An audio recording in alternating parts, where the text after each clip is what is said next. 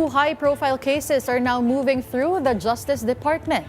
The U.S. request to extradite Apollo Kibuloy and the grave threats case against Vice President Sara Duterte. And mobile journalist Arles de los Santos joins us live with the latest.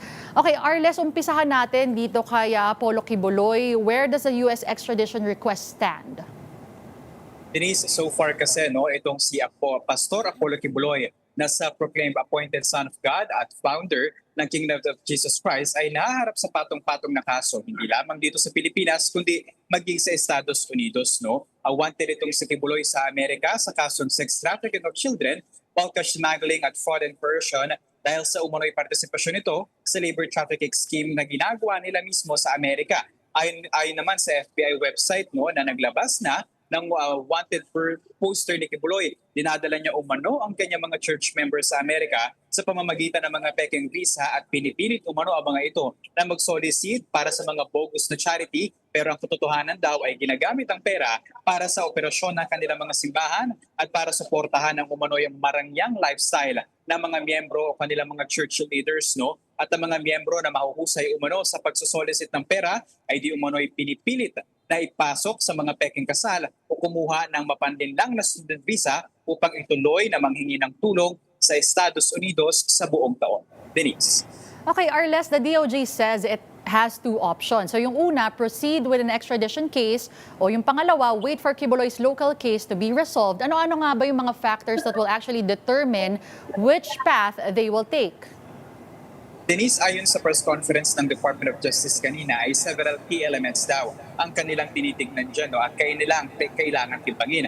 Unang ibinigay, Denise, yung identity. Dapat daw masigurado na parehas na Apollo Kibuloy ang ngayon nakapiit dito sa Pilipinas o hawak ng ating pamahalaan at yung Apollo Kibuloy na hinahanap ng Estados Unidos ay kalawa yung dual criminality, which means dapat yung kasong kinakaharap ni Kibuloy sa Amerika ay punishable din dito sa Pilipinas. Hindi kailangan na same offense or kaso like batas mismo ay nagbabawal, pero kailangan na pwede maparusahan itong mga paglabag na ito sa magkaparehas na mga bansa. Ikatlo ay dapat ma-validate ang posibleng maging parusa kay Kibuloy na dapat ito ay more than 1 year na pagkakabilanggo ang pwedeng maparusa dito. At ang ikaapat ay dapat daw ay hindi capital punishment o death penalty ang ipaparusa kay Kibuloy at sa dalawa pa nitong kapwa-akusado na hinahanap at pinapa-extradite ng US kapag napatunayan na guilty sila sa paglabag sa mga batas. Okay, Arles, punta naman tayo dito sa grave threats case laban dito kay Vice President Sara Duterte. Ang sabi din ng DOJ, they have received information that her camp has filed a motion to quash. What does that mean for the case? Ibig sabihin, Denise, ay talagang naisampa na at gumugulong na yung kasong grave threats laban kay Vice President Sara Duterte na inihain nga sa Quezon City Regional Trial Court. Ayon sa DOJ, yung kampo ni Vice President Sara Duterte ay nag-file daw ng motion to quash. Kaugnayan ng umano'y pagbabanta ni VP Sara sa buhay ni Pangulong Bongbong Marcos, First Lady Liza Marcos at maging ng dating House Speaker na si Martin Romualdez.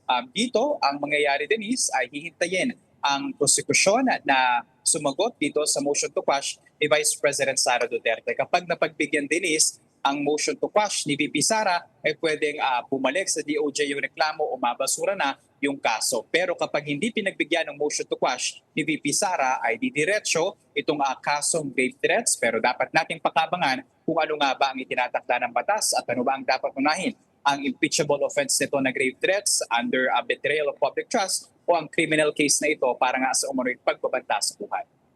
And thank you for those updates. Again, that was mobile journalist Arles de los Santos.